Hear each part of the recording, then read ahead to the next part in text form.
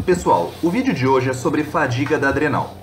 Vocês vão ver que os sintomas relacionados são cada vez mais prevalentes no nosso mundo moderno, tá? Por mais que esse nome, fadiga da adrenal, não é reconhecido pela maior parte das sociedades, tá? Porém, os sintomas são, de fato, muito prevalentes no nosso mundo moderno e eles foram organizados por alguns grupos com esse nome, fadiga da adrenal, tá? Então tem um eixo hormonal no nosso corpo que é muito importante, que é o eixo hipotálamo, hipófise, ovário. Eles são responsáveis pela produção hormonal de modo geral. Quando a gente pensa na suprarrenal, é uma glândula que ela vai ficar ali em cima do rim, tá? Ela vai ser composta por duas camadas, então tanto a camada do córtex quanto a camada da medula. Quando a gente pensa no córtex, ela vai secretar tanto a aldosterona, os glicocorticoides como o cortisol e a cortisona e os hormônios sexuais. Quando a gente pensa na medula, vai produzir tanto a noradrenalina quanto a adrenalina, tá? Bom, qual que é a importância disso e da onde que vem esse termo, né, relacionado à fadiga da suprarrenal, tá? Fadiga da adrenal, tá? É o seguinte, quando você é submetido a um estresse crônico, então você tem várias situações de estresse no seu dia a dia. Então você vai para o trabalho, você fica estressado, você está estressado com seu filho, você está estressado porque você não dorme direito, com a sua mulher, com as tarefas, com as contas para pagar. Então todos esses fatores de estresse vão secretando hormônios de modo crônico, tá? Então você tem na primeira fase em relação a fadiga da adrenal, uma hiperprodução de cortisol, tá?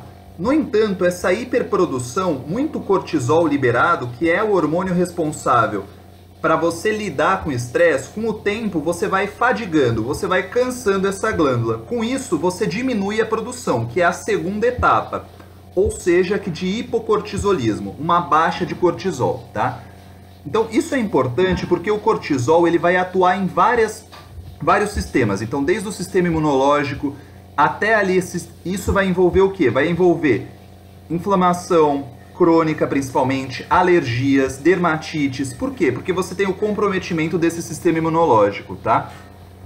Uma outra questão, principalmente quando você tem níveis baixos de cortisol, é a liberação maciça de citocinas pró-inflamatórias, tá? Então assim, com isso, você tem uma ativação excessiva do sistema imunológico. E isso vai levar a uma má resposta imunológica, levando a um processo inflamatório crônico, né, que está na base de várias doenças. Bom, quando a gente pensa em sintomas, tem vários sintomas relacionados a essa síndrome. Então, os principais sintomas, quando você tem dificuldade para levantar, mesmo tendo dormido bem, você tem um cansaço de modo excessivo que vai começando a atrapalhar exercício físico, convívio da família. Você tem uma incapacidade de lidar com o estresse, então irritação demasiada. Por exemplo, quando você tem vontade de largar tudo, seus compromissos, seus amigos, tudo por excesso de estresse. Você tem um desejo de alimentos mais calóricos, níveis elevados de energia mais à noite. Por quê?